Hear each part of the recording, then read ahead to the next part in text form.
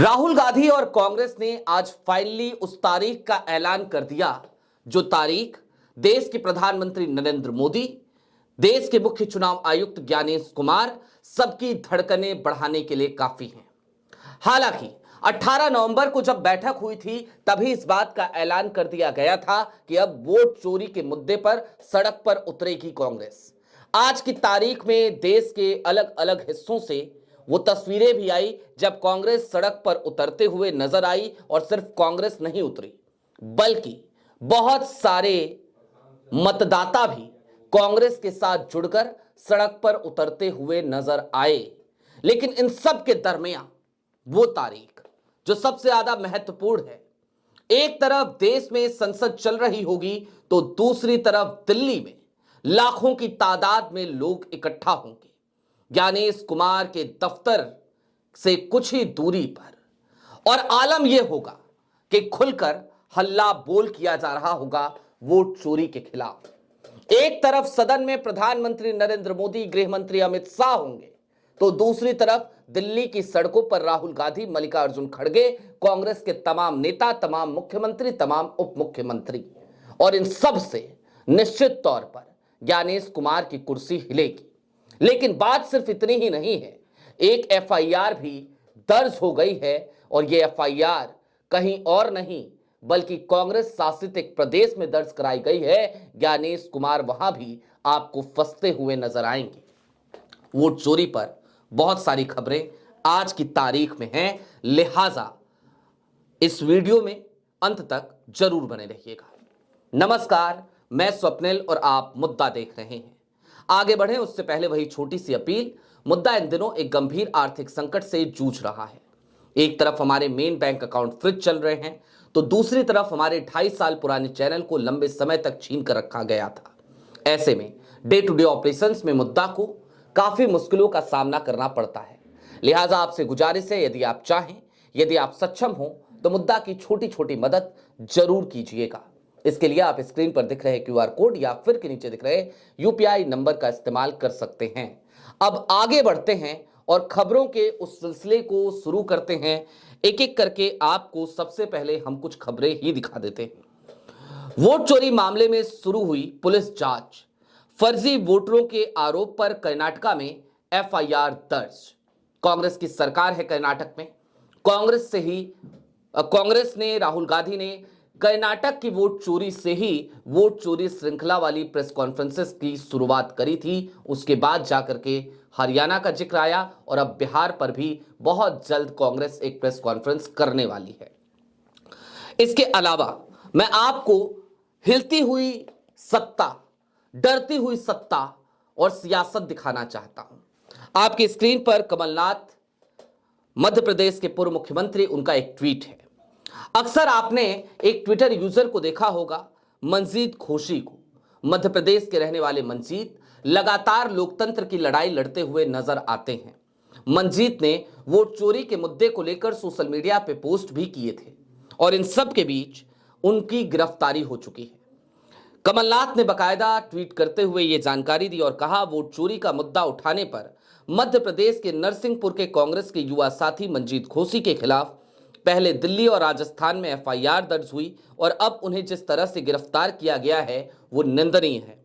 मैं नरसिंहपुर में कांग्रेस कार्यकर्ताओं से आग्रह करता हूं कि वे मंजीत की हर संभव मदद करें।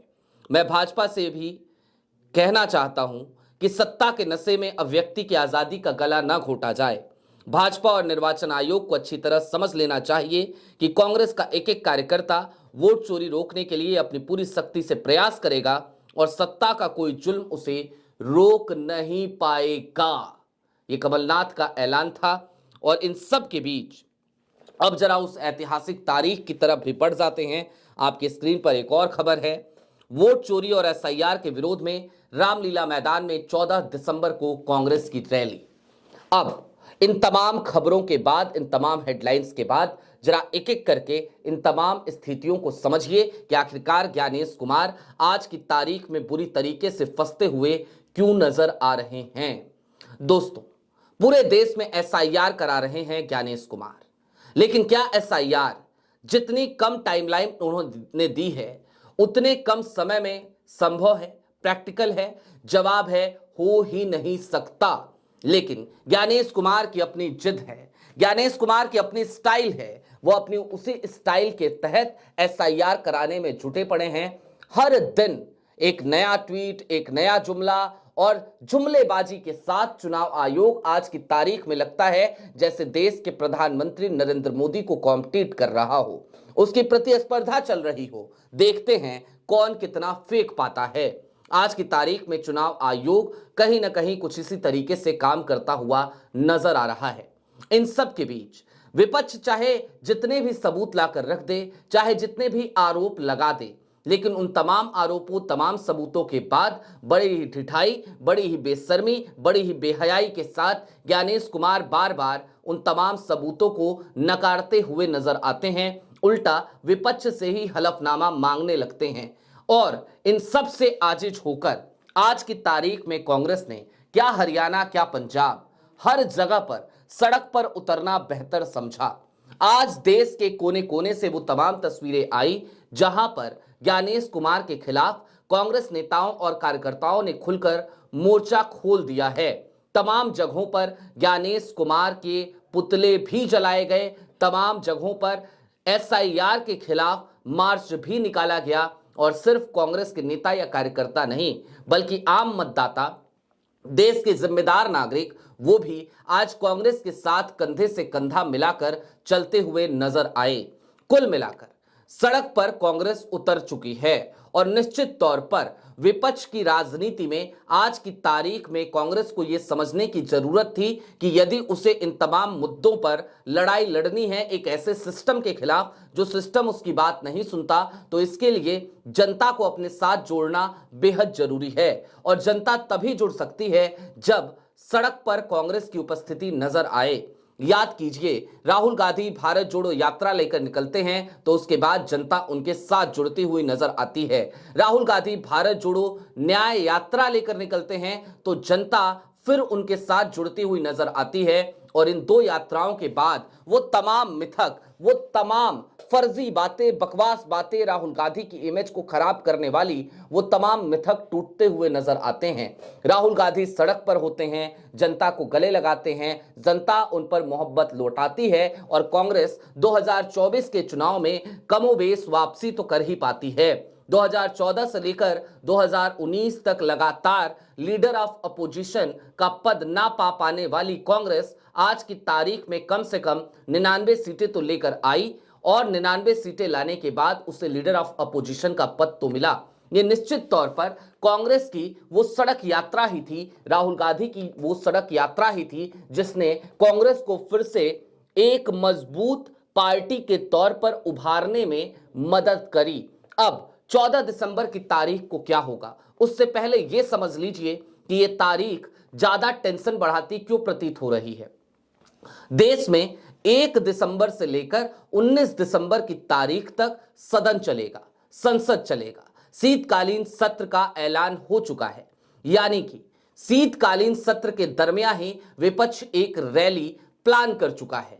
एक तरफ शीतकालीन सत्र की खबरें आ रही होंगी तो दूसरी तरफ विपक्ष और खास तौर पर कांग्रेस अपने तमाम नेताओं, अपने तमाम मुख्यमंत्रियों के साथ वो रामलीला मैदान में आह्वान कर रही होगी देश से कि देखिए वोट चोरी हो रही है। और बात सिर्फ इतनी भर नहीं है कि राहुल गांधी वहां पर मंच से सिर्फ वोट चोरी का आह्वान कर रहे होंगे, बल्कि उस दिन वो राष्ट्रपति को एक संदेश भी भेज रहे होंगे कि देखिए 5 करोड़ मतदाता इस देश के, वो आज की तारीख में हस्ताक्षर करके ये बता रहे हैं कि इस देश में वोट चोरी हुई है। जी हां, कांग्रेस ने 5 करोड़ मतदाताओं से हस्ताक्षर कराने और फिर उसे राष्ट्रपति के पास भेजने का एक कैंपेन चलाया था और कांग्रेस उस कैंपेन में सफलता पा चुकी है। कोने कोने से देश के, दक्षिण भारत से लेकर पंजाब तक, उत्तर भारत से लेकर नॉर्थ ईस्ट तक, हर जगह से वो तमाम पन्ने सिग्नेचर होकर, हस्ताक्षर होकर कांग्रेस दफ्तर पहुंच रहे हैं, कांग्रेस के हेडक्वार्टर पहुंच रहे हैं। वो तमाम कागज के गट्ठर आज की तारीख में ज्ञानेश कुमार की सरदर्दी, प्रधानमंत्री नरेंद्र मोदी की सरदर्दी और भी ज्यादा बढ़ाते हुए नजर आ रहे हैं। कुल मिलाकर अब चलते चलते इस बात को समझिए, इन तीनों खबरों को समझिए। एक तरफ कर्नाटका में एफआईआर का दर्ज हो जाना, निश्चित तौर पर एक नई जांच का खुल जाना, और इससे ज्ञानेश कुमार के अधिकारियों की सांसें फूल जाएंगी, क्योंकि एफआईआर में यह कहा गया है कि दरअसल कर्नाटका में जो महादेवपुरा में वोट चोरी हुई, उसमें चुनाव आयोग के अधिकारियों के साथ साथ कुछ राजनीतिक दल के लोग भी शामिल थे और इन दोनों ने मिली भगत करके ये खेला किया है। और इलेक्ट्रॉनिक सिटी पुलिस स्टेशन में ये एफआईआर दर्ज करा दी गई है। पुलिस ने अपनी जांच भी शुरू कर दी है। दूसरी तरफ अब जरा आगे बढ़िए, मंजीत घोसी की गिरफ्तारी। वोट चोरी को लेकर हम भी लगातार आपके सामने वीडियोस बना रहे हैं, हम भी लगातार आपके सामने कई सबूत रख रहे हैं। अभी आज ही की तो बात है जब हमने एक बीएलओ का दुख दर्द आपको बताया था, दिखाया था कि कैसे भारतीय जनता पार्टी का एक पार्षद फोन करके धमकी दे रहा है और किस तरीके से कांग्रेस के बीएलए को अपने साथ ना ले जाने के लिए वो ताकीद कर रहा है। इतना ही नहीं, वो बीएलओ को ये भी कहता है कि आप मेरे ऑफिस आइए, वहां बैठकर बात करेंगे। यानी कि बीएलओ को सीधे तौर पर अपने कार्यालय बुलाने की बात करता है, एक प्रेशर बनाते हुए नजर आता है। दूसरी तरफ इन तमाम चीजों के बीच मंजीत घोसी क्या कर रहे थे? वो भी इन तमाम चीजों को सोशल मीडिया के जरिए लोगों तक पहुंचा रहे थे, वोट चोरी पर सवाल उठा रहे थे, इस देश के मतदाता को जागरूक करने की कोशिश कर रहे थे। उनके खिलाफ राजस्थान और दिल्ली दोनों जगहों पर एफआईआर दर्ज की जाती है और आज दिल्ली पुलिस उन्हें उनके घर से गिरफ्तार कर लेती है। निश्चित तौर पर ये तभी होता है, ये तमाम स्थितियां तभी होती हैं जब आप डरे हुए होते हैं। शाह साहब की पुलिस ने आज की तारीख में यदि मंजीत घोसी को गिरफ्तार किया है तो निश्चित तौर पर इसमें एक संकेत तो दिखता है कि वोट चोरी के मुद्दे से सरकार अब हिल रही है। मंजीत घोसी की गिरफ्तारी से शायद एक संदेश देने की कोशिश की जा रही हो, लेकिन इस देश का जागरूक मतदाता ऐसी चीजों से डरने वाला कहां है? सवाल तो उठ ही रहे हैं। हमें हालांकि फिर भी उम्मीद है कि ज्ञानेश कुमार कुछ बेहतर तरीके से अब जवाब देंगे, बताएंगे, पूरी व्यवस्था को ट्रांसपेरेंट करेंगे। अगर ज्ञानेश कुमार जी ऐसा करते हैं तो निश्चित तौर पर ये एक अच्छी व्यवस्था होगी, क्योंकि देश का चुनाव आयोग है, ना कि किसी पॉलिटिकल पार्टी का, ना कि किसी एक पर्टिकुलर पार्टी की सरकार का। जी हां, वैसे तो हमें यह कहना चाहिए कि ये भारत सरकार है, लेकिन देखिए ना, भारत सरकार को मोदी सरकार कहने वाले लोग कौन थे? तो निश्चित तौर पर वो कोई और नहीं बल्कि भारतीय जनता पार्टी ही थी। वो भाजपा सरकार बनाना चाहती थी, वो भारत सरकार से बहुत दूर हो जाना चाहती थी। हालांकि हमारे प्रधानमंत्री नरेंद्र मोदी ही हैं, इस बात में हमें कोई संदेह नहीं है, लेकिन प्रधानमंत्री जी और ज्ञानेश कुमार, गेंद अब आपके पाले में है। आपको इस देश के मतदाताओं का विश्वास फिर से जीतना होगा, क्योंकि देश के अगर 5 करोड़ लोग लगातार हस्ताक्षर कर रहे हैं कांग्रेस के एक कैंपेन में, तो निश्चित तौर पर क्रेडिबिलिटी दांव पर लगी है, साख पर लगी है, क्रेडिबिलिटी पे आपके बट्टा लगा हुआ है। अभी के लिए दीजिए इजाजत। चलते चलते फिर वही अपील, चैनल पे नए हो तो सब्सक्राइब करते हुए जाइएगा, सक्षम हो तो छोटी छोटी मदद जरूर कीजिएगा। बहुत शुक्रिया।